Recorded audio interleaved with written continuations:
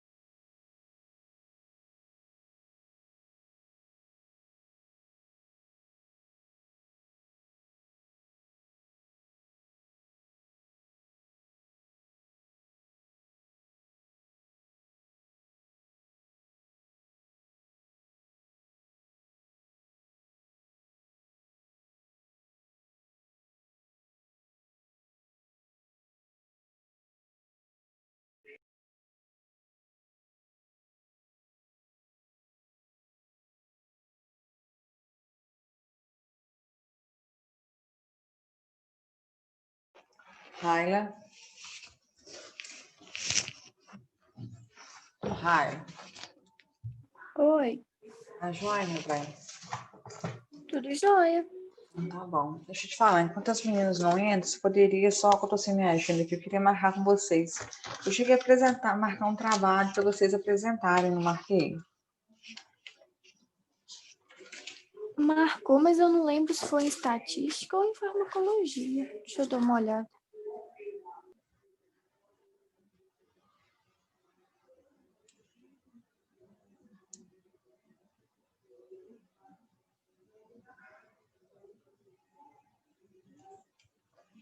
Eu marquei 5 pontos de seminário, de 40 minutos, noções de farmacologia dermatológica, queria confirmar.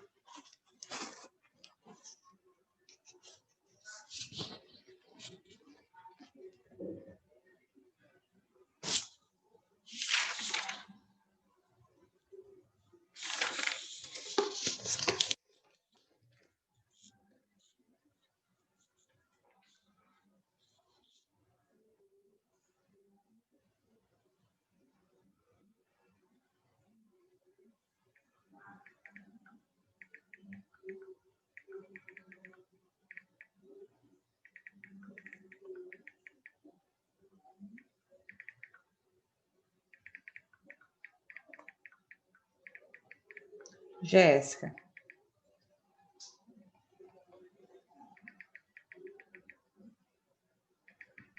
Oi. Tá jóia, meu bem? Eu tô conversando com a Tô Raila jóia, e aqui. você? Tudo jóia, meu amor. Você tá com as anotações dos trabalhos que nós passamos?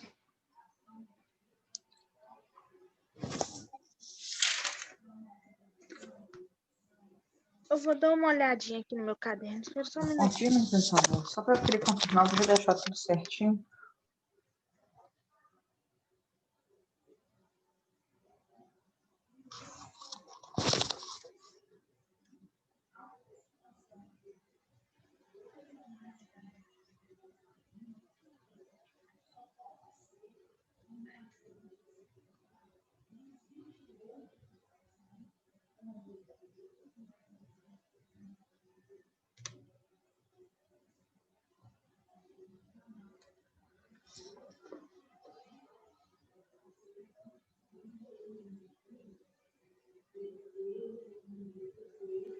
Eu não achei aqui no meu não, Jássio, mas eu acho que você marcou sim.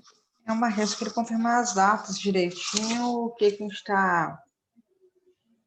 O que que eu passei para cada um, para não ter nenhum inconveniente, né? Isso a Jéssica acha ali. Eu não tô com a minha agenda, que eu tô só com o rascunho dela.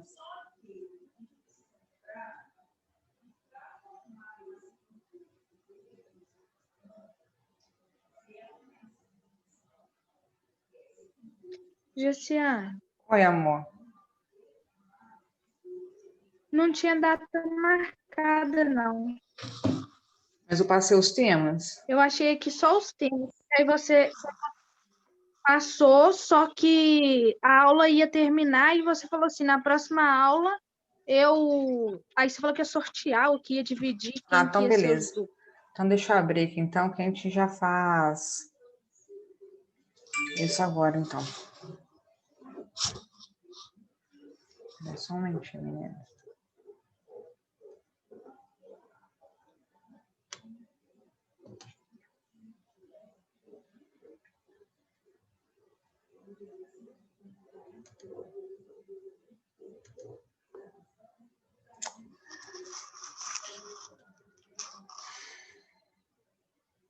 Só um pouquinho, tá?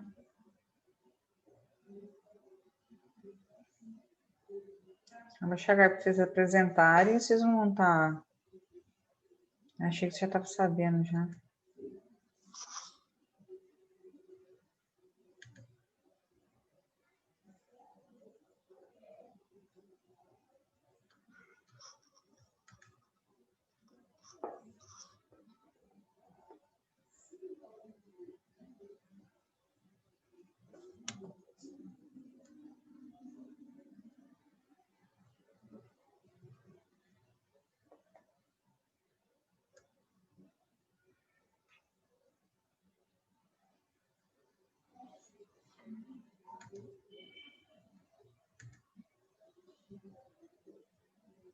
Quais são os termos que você anotou aí, Jéssica?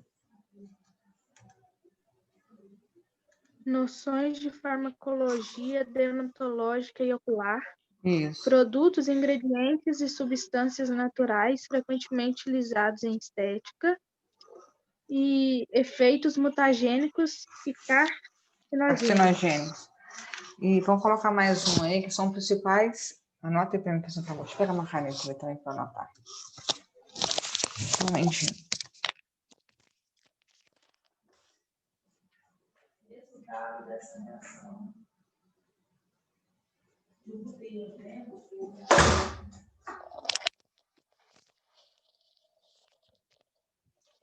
Coloca aí para mim um outro, então, são 4 grupos. Principais classes medicamentosas.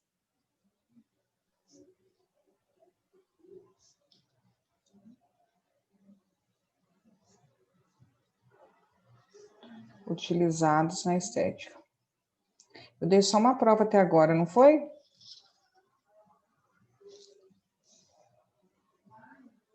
Foi.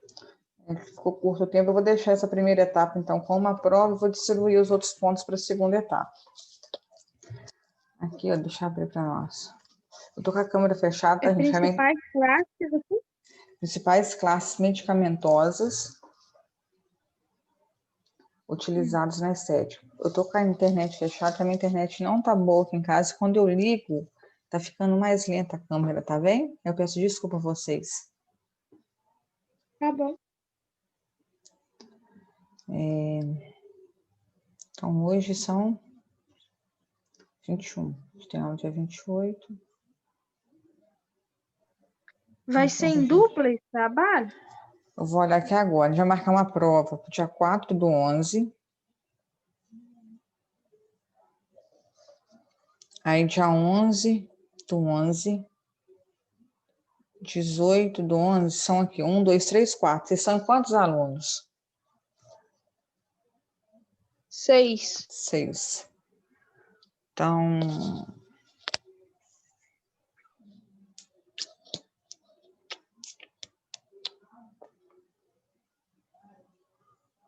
vou fazer o seguinte.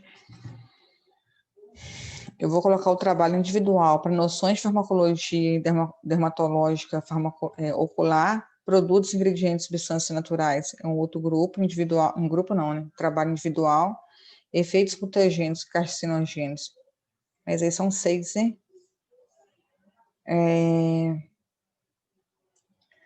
Efeitos mutagênicos, carcinogênicos, que é algo mais complexo. E principais classes medicamentosas, a gente vai fazer em um grupo de 2, o restante em 1.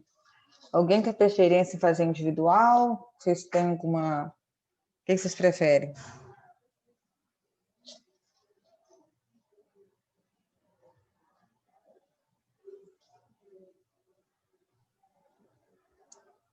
Vocês têm preferência?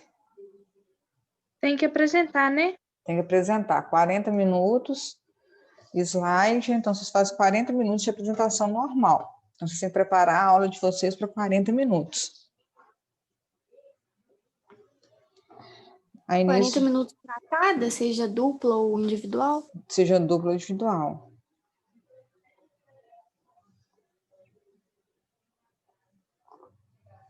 Então, dia 11/11, a gente trabalha com noções de farmacologia, que é individual, e produtos, ingredientes e substâncias naturais.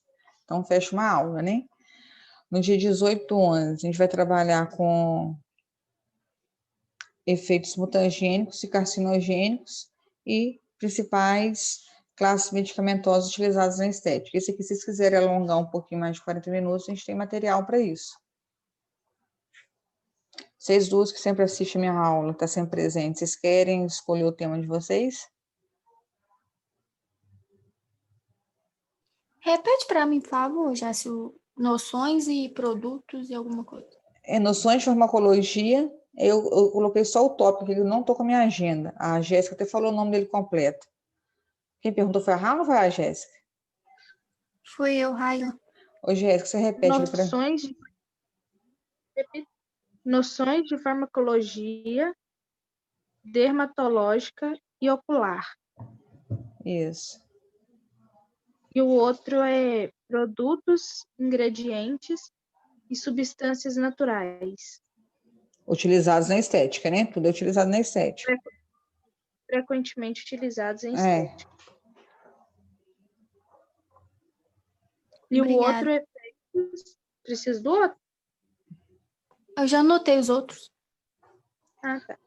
Ô, Gessiane, a gente não podia olhar direitinho o tema e te passar no WhatsApp, não, a lista? claro, claro. Então faz o seguinte, então. Vocês podem escolher, se vocês duas quiserem. Aí vocês me mandam no WhatsApp. Aí você já sabe que a ordem, primeiro é noções de farmacologia, no dia 11/11. Noções de farmacologia, produtos, ingredientes, substâncias naturais utilizadas na estética. No dia 18/11, efeitos mutagênicos e carcinogênicos e principais classes medicamentosas utilizadas na estética. Certo? Dia 4/11 já fazer uma avaliação. Primeira etapa já fechar somente aquela primeira prova. Eu vou converter os pontos. Certo? Certo. Então vamos lá então. Alguma dúvida, meninas? Não. Não? Então, deixa eu abrir aqui nosso material.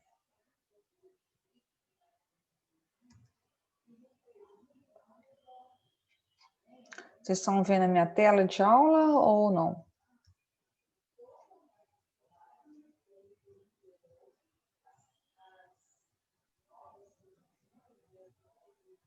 Está aparecendo na tela para vocês? Tá, sim. Na última aula, a gente trabalhou, né, sobre Tá.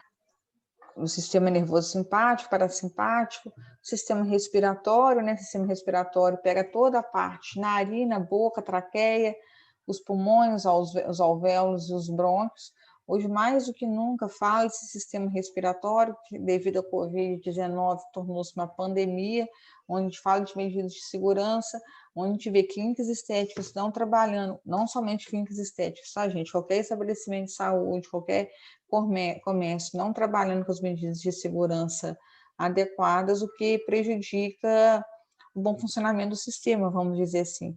Então, peço vocês, como futuros profissionais da saúde, que a medida de biossegurança tem que prevalecer em qualquer situação, seja ela em uma pandemia ou não. Nós estamos sujeitos a riscos, nós estamos sujeitos a contaminações, vocês na estética estarão sujeitos a riscos biológicos, a riscos radioativos, então, há riscos microbiológicos, então eu peço vocês cuidados em relação a isso. Quando a gente fala em sistema respiratório, as principais patologias que nós temos relacionadas ao sistema respiratório são a asma, DPOC, rinite, tosse, resfriados e gripes. Então, a gente vai ver que algumas pessoas confundem asma com DPOC e acham que o mecanismo de tratamento e o mecanismo fisiopatológico deles são os mesmos, mas existem diferenças. A primeira diferença entre elas é que a asma ela é reversível, ou seja, uma pessoa asmática com tratamento ela consegue reverter o seu quadro de asma. Já a DPOC não. Depois de lesado o alvéolo, esse processo ele perde a sua elasticidade.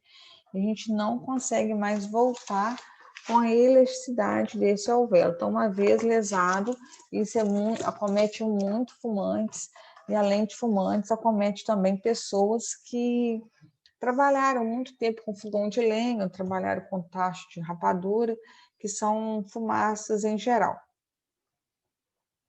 Certo? Bom, então, quais são as vias de administração desses fármacos que nós temos para as vias respiratórias, né? Então, o que nós vamos ver aqui? Nós temos a oral, nós temos a tópica, nós temos a intravenosa, nós temos a inalatória. Então, a administração localizada de pequenas doses da droga, dependendo se for uma ação inalatória ou venosa, eu tenho o início da ação rápida, porque ela já cai direto quando eu tenho aqui essa bombinha, né? O pessoal fala de bombinha, ela já cai, que é via para o aerosol, ela já cai direto no sistema respiratório. Você pode ver quando a pessoa está com uma crise asmática, a primeira coisa que ela pede é a bombinha. Para quê? Para ela sair daquele quadro que ela está de broncoconstrição. Nós temos os espaçadores, hein? Esses espaçadores vão auxiliar a utilização dessa injeção desse aerosol. Espaçadores são utilizados mais para pessoas idosas e para crianças que não conseguem o quê? Fazer aquela contagem. Abre a boca, inspira, aperta, conta até 10, tira, espera mais um minutinho e faz a aplicação do aerosol novamente. Então, esses espaçadores, volto a dizer, utilizados para crianças. Por quê? Devido à facilidade que ele promove na sua utilização, onde idoso e criança têm o quê? Dificuldade para utilizar esses fármacos. Então, quando a gente fala de asma, a gente fala o seguinte: acomete cerca de 10% da população brasileira. Então, o paciente asmático em situação de Covid, ele tem que tomar totalmente o cuidado, tanto o asmático quanto o paciente que apresenta DPOC. Então, quais são os fatores de risco que nós temos para asma? Temos fatores genéticos e ambientais. O sexo masculino acomete mais, tem mais gravidade, tem mais fator de risco para isso. Nascimento prematuro, e nós vimos ultimamente deficiência de vitamina D. Então, a vitamina D, que antes a gente achava que era somente para combater a osteoporose, né? O raquitismo em crianças, hoje a vitamina D ela está ligada à depressão. Quando você vai no psiquiatra, esse psiquiatra é bom, né? A primeira coisa que ele pede para dosar é a sua vitamina D, porque estudos relatam deficiência de vitamina D em pacientes depressivos. Olha que interessante. Está ligado ao fator de imunidade. Então, alguns médicos hoje, para tratamento do Covid, eles associam 7.000 unidades de vitamina D por dia, por 10 dias de tratamento. Ela é ligada à asma, também, igual que eu estava falando, e a vitamina D também é ligada à psoríase. E, além de tudo, para que o início que ela foi criada, que era para combater o raquitismo, né, que são problemas ósseos. E hoje, para osteoporose, por exemplo, osteopenia, e hoje a gente tem um leque de oportunidades que a vitamina D pode proporcionar. Lembrando que a vitamina D, né, o corpo, para ativar essa vitamina D, a pessoa precisa utilizar do banho solar. Deixa eu pegar a bateria aqui, carregador.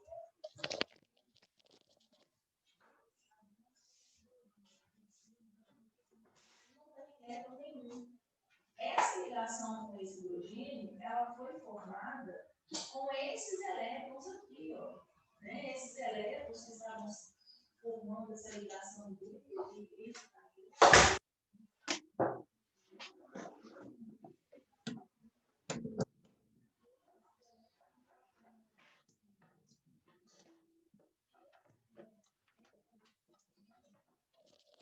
Então, vamos lá. Mesmo eu ficar falando com vocês a fisiopatologia da asma, das partes inflamatórias, o que nós temos aqui? Eu quero deixar isso de forma bem superficial possível para vocês, mas de algo de fácil compreensão. Vocês conseguem, quando eu coloco a setinha aqui, vocês conseguem visualizar onde eu estou com a setinha? Uhum. Então, nós temos um músculo respiratório. Então, tem uma mucosa normal, como se fosse um tubo elástico, né? Então, tem um tubo normal, elástico, tem um músculo, né, que vai estar revestindo essa região, e eu tenho uma mucosa normal. O que acontece? Uma pessoa que tem asma, quando o meu músculo está contraído, a mucosa está inflamada, olha o que acontece. Acontece uma broncoconstrição. O ar consegue entrar do mesmo jeito num brônquio normal do que num brônquio contraído? Não, a minha mucosa está inflamada. E olha o que acontece com o músculo e com a mucosa inflamada. Ela começa a sobrepor esse meu músculo. Se eu tenho uma asma grave, porque eu tenho uma asma leve, eu posso ter uma asma grave. Olha o que acontece, eu tenho um excesso de muco. Aí a pessoa, além da falta de ar, ela começa o quê? Com muquitência, ela pode ter uma produção de secreção. E aqui eu tenho a mucosa inflamada. Olha, eu tenho o diâmetro dessa mucosa normal, olha, da asma leve, da asma grave, não entra ar nenhum, gente. A pessoa, quando ela fala que ela está com falta de ar, que realmente ela está com falta de ar intensa. Então, você tem que entrar aí com um produto aerosol, entrar com corticoide. Corticoide vocês vão utilizar, vão ver pacientes de vocês na estética tratando muito com corticoide. Corticoide, ele é anti-inflamatório, ele é anti-alérgico. Só que o anticorticoide, o que eu falo de anticorticoide? Quando eu falo de corticoide, eu estou falando de quê, por exemplo? Das dexametasona, das betametasona, das prednisona, das prednisolonas. No caso de vias aéreas, eu posso estar falando da fluticasona. Então, eu preciso usar um medicamento e, além disso, aqui, um corticoide em excesso causa o quê? Aumento de glicose, aumento de pressão. Então, a gente tem que ter cuidado em relação a isso. Uso intenso de corticoide. A pessoa não pode parar de usar o corticoide de uma vez só, porque ela pode causar paralisia dos rins, paralisia do pâncreas. Então, a pessoa que usa durante muito tempo, ela tem que ficar atenta em relação a isso, certo? Bom, o que mais eu quero falar para vocês em relação à fisiologia da asma? Quando a gente fala de asma, eu estou falando de quê? De uma doença inflamatória crônica. O paciente que tem asma, ele vai ter asma o resto da sua vida. Só que é um procedimento aqui, tratável, uma doença tratável. Tem época que ele vai estar com crise, tem época que ele vai estar sem crise. Então, por isso que eu falo que ela é intermitente ou ela é persistente. Ela pode ser persistente de forma leve, moderada e grave. Então, a asma é uma doença aqui, inflamatória crônica de quem? Das vias aéreas. E essas, como eu falei aqui para vocês, ó, ela está relacionada ao quê? Com a mucosa e com o meu músculo, né? O meu músculo respiratório. Então, é um processo inflamatório relacionado ao quê? À hipersensibilidade das vias aéreas. Então, ela atinge as minhas vias aéreas. E o que vai acontecer? Ela pode gerar sibilância, ela pode gerar... O que é sibilância? Aquele chiadinho igual gato. A pessoa que ela é asmática, ela chia igual gato, dependendo por quê. Não vem. A pessoa chia, você não consegue... Eu já tive um paciente asmático em casa, é uma senhora que morou com a gente até 102 anos de idade. Ela morreu com asma, ela tinha que, no final da sua vida, ela teve crise de falta de ar. Então, quando ela estava em crise de asma, a gente achava que estava dormindo com um gato, de tanto que ela chiava. Então, dá falta de ar, dá essa pressão torácica, a pessoa puxa o ar, você vai verificar um aumento do seu tórax, tanto que a pessoa busca pelo ar, né? Esses sintomas, gente, o que ele ocorre? Eles ocorrem mais à noite ou amanhã pela despertar. Então, durante a manhã, ela pode ter o quê? Maior quantidade de muco. A gente, quando acorda, não está com uma tossezinha, de manhã a gente não tem mais presença de muco.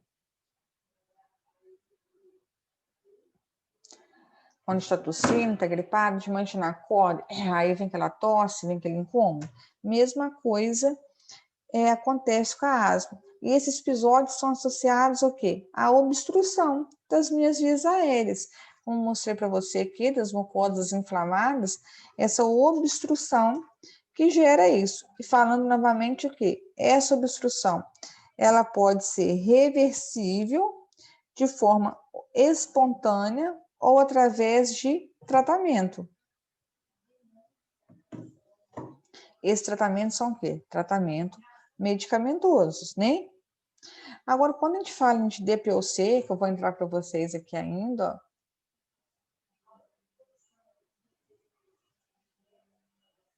quando a gente fala de DPOC, ao contrário da asma, a DPOC o quê? É irreversível. Você não consegue reverter o quadro de DPOC. Então, o DPOC, ao contrário da asma, vou voltar em DPOC, mas só para deixar claro isso para vocês, a DPOC, ao contrário da asma, ela não é completamente reversível. Eu não consigo reverter o meu quadro de DPOC. Já a asma, voltando aqui na asma, já a asma é o quê? É uma doença inflamatória. Enquanto a DPOC, ela tem o quê? Um componente inflamatório, que está relacionado ao quê? A broncoconstrição, progressiva e irreversível. Então, a asma é reversível, certo? A DPOC é o quê? Ela é completamente, não é completamente reversível. Entenderam, meninas? Então, qual é a principal diferença entre asma e DPOC? A asma é reversível e a DPOC o quê? Não é completamente reversível. Uma outra característica, a asma é uma doença inflamatória, enquanto a DPOC possui o quê? Um componente inflamatório. Quais são as outras? Estão me entendendo, meninas? Sim. Sim? Qual que é a outra diferença entre asma e DPOC? Por que eu quero bater muito com vocês entre asma e DPOC? Existe uma grande dificuldade de interpretação entre asma e DPOC. Então, por isso que todo momento eu falo das principais diferenças entre os dois. A asma tem características inflamatórias, enquanto a DPOC tem o quê? Um componente agressor, por exemplo, tabagismo, fumaça. Então, o DPOC tem um componente agressor, que vai causar lesão no tecido pulmonar. Essa lesão causada, ela não é totalmente o quê? Reversível. Diferentemente de quem? Da asma. Uma outra característica, quando eu falo de asma e DPOC, suas células inflamatórias, elas são diferentes. Tratamento. Na asma eu faço com corticoide, prednisona, prednisolona, betametasona, dexametasona, fluticasona. E na DPOC eu faço com broncodilatadores. Eu quero promover a dilatação dos brônquios. Na asma eu quero tirar o quadro inflamatório. Então, por isso eu trato com corticoide. Na DPOC, eu quero promover o quê? A broncodilatação. A asma é mais a asma predomina mais em jovem. A DPOC predomina mais em idoso.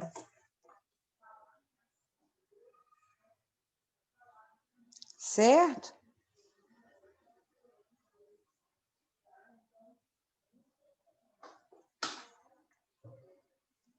Certo, gente? Certo.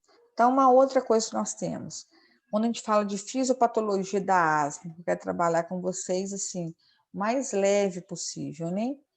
Que é completamente diferente de uma farmacologia que a gente dá para a farmácia, uma farmacologia que a gente dá para a estética, uma farmacologia que a gente dá para a biomedicina, uma farmacologia que a gente dá para a enfermagem. Então, quando a gente fala de fisiopatologia da asma, é um fator que é desencadeado por quê? Por um processo alérgico. Então, o que acontece? Quando eu falo que a asma, ela é alérgica, não alérgica ou asma de início tardio. Então, quando eu falo de fisiopatologia da asma, o fator que desencadeia é o quê? um processo alérgico. Você pode ver que em asmática, ela não pode com cheiro de perfume, ela não pode com produtos de limpeza, ela não pode com amaciante em roupa. Por quê? Isso vai desencadear um processo alérgico. É que acontece? As células vão reconhecer essa alergia e vai apresentar o quê? Um antígeno para outras células. Então, a pessoa que é asmática, ela não pode usar um fator agressor de alergia. Por quê? Para não desencadear um processo que alérgico. Foi o que eu falei com vocês. Quando você está com um processo de alergia, fala para mim, você está com um processo de alergia que um mosquito te mordeu. O que acontece com a sua pele?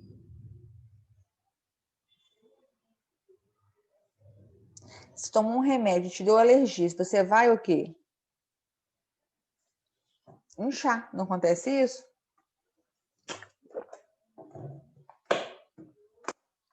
Você incha. Então, o que ocorre? Então, essas células da mucosa crescem em tamanho, olha para vocês verem. Ela não está no mesmo tamanho de um brônquio normal. Elas estão inchadas, elas crescem em tamanho e em quantidade. Com isso, gera o quê? Produção de muco. Gera uma hipersecreção de muco. Uma outra característica que nós temos de asma em relação ao DPOC. Quando eu falo de muco, produção de muco, quando eu falo muco, eu falo de secreção. O muco ele é menor na DPOC. E na asma ele é o quê? Maior. Formação da camada fibrosa. O que é fibrose? Tem um balão elástico, tem uma bexiga. Então, você sopra essa bexiga, ela não enche, esvazia. Um tecido fibroso, o que é? Aquele tecido não tem umas bexiga de soprar que são duras, eu não consigo soprá-las de forma correta. Elas não enchem de forma correta.